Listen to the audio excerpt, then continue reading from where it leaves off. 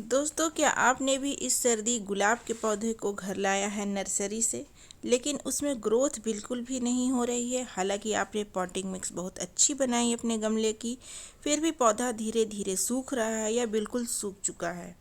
हर तरीके से आपने कोशिश कर ली है, हर एक सावधानी आपने बरत ली है, फिर भी आपका पौधा जो है बिल्कुल ग्रो नहीं कर रहा है।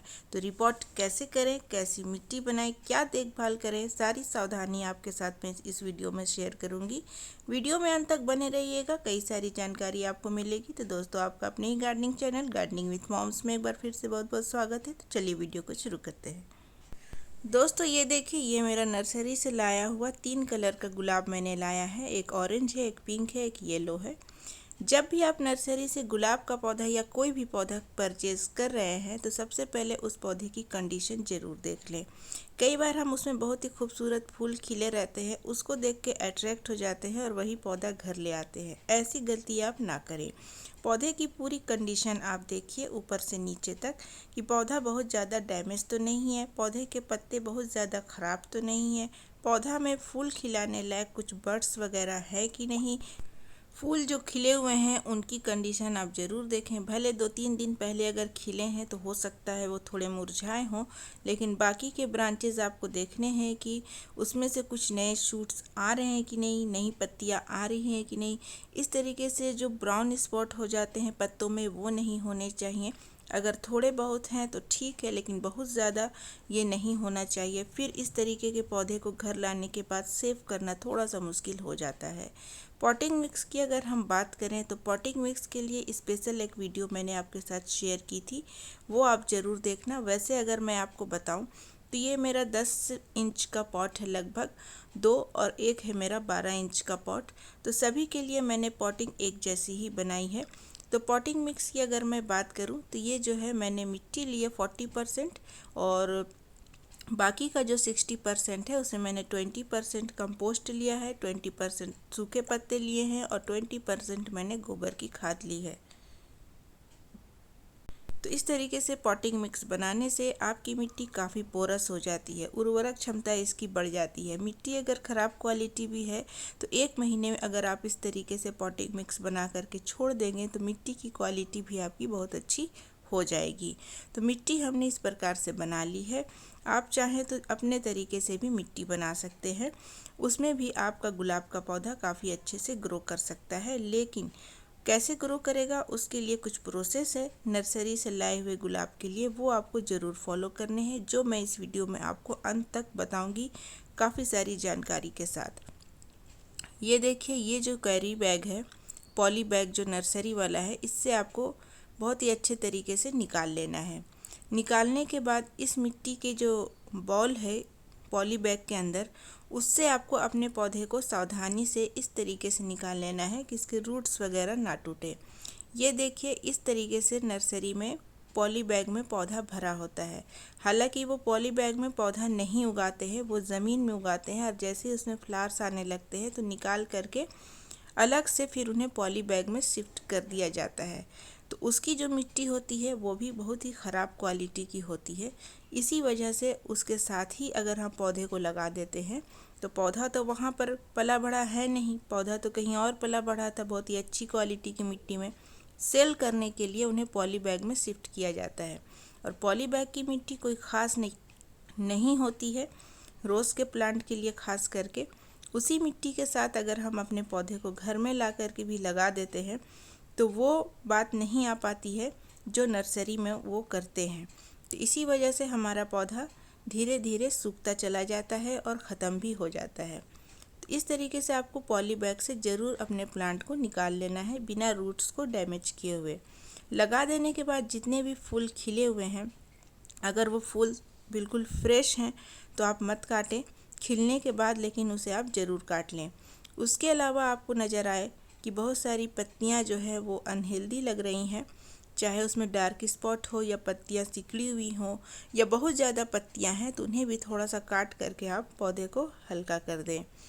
तो इस तरीके से पौधे को थोड़ा थोड़ा आपको काट लेना है। ऊपर में जो एक बड है उसे मैं नहीं काट रही हूँ, ताकि मुझे याद रहे कि ये ऑरेंज कलर का मेरा रोज़ का प्लांट है, और जैसे ही ये खिलेगा तो इसको भी मैं कल से परसों तक में कट करके हटा दूँगी। तो इस तरीके से ये पौधा मेरा लग गया और इसकी हमने थोड़ी सी कटाई छटाई भी कर दी, तो पौधा हो गया थोड़ा सा हल्का। मिट्टी भी हमने काफ़ी अच्छी तरीके से बनाई है। पौधा लगाने के बाद भी आपको 2 से 3 बातों का ध्यान रखना है। इतना करने के बाद भी क्या ध्यान रखना है वो चलिए मैं आपको बताऊंगी, लेकिन उससे पहले बाकी के जो हमारे 2 पौधे हैं उनसे मैं 3 पौधे लगाऊंगी। तो वो कैसे लगाएंगे चलिए देखते हैं। मिट्टी की बात करें दोस्तों, तो इस तरीके से नर्सरी की मिट्टी होती है, काफ़ी जमी हुई, काफ़ी लो क्वालिटी की। हालांकि इस तरह के मिट्टी में वो कटिंग्स नहीं लगाते हैं, उनकी मिट्टी अलग होती है जो मैंने देखी इस बार नर्सरी जा कर के। इस तरह की मिट्टी जो है बस वो सेल करने के लिए ही लगाते हैं, तो इस तरह की गलती हमें नहीं करनी है। दूसरा जो हमारा पौधा है जिसमें येलो कलर के रोज़ हैं, उसे भी इस तरीके से हमें निकाल लेना है। तो ये देखिए, इसमें भी उसी तरीके का आपको नज़र आएगा। जितने भी आपने रोज़ के प्लांट खरीदे हैं नर्सरी से, इसी तरीके के उसमें आपको कंडीशन मिलेगी। और इसकी जो मिट्टी है काफ़ी लो क्वालिटी की होती है, वो मिट्टी बिल्कुल अच्छी पोरस नहीं होती है। तो इस मिट्टी में नहीं लगाना है। घर पर जो आपने मिट्टी बनाई है उस मिट्टी में आपको फिर इसे लगाना है। रूट बॉल के साथ ही आपको इस तरीके से लगाएंगे तो आपके प्लांट को कोई नुकसान नहीं होगा। लेकिन हाँ, कुछ सावधानियां आपको बरतनी है जिससे आपका पौधा शॉक में ना जाए, मुरझाए नहीं और अच्छे से ग्रो करे। तो इसको लगाने के बाद भी दोस्तों, इसमें जो फूल खिले हुए हैं ये 2 से 3 दिन हो गए हैं, इसे भी आपको कट करके हटा लेना है।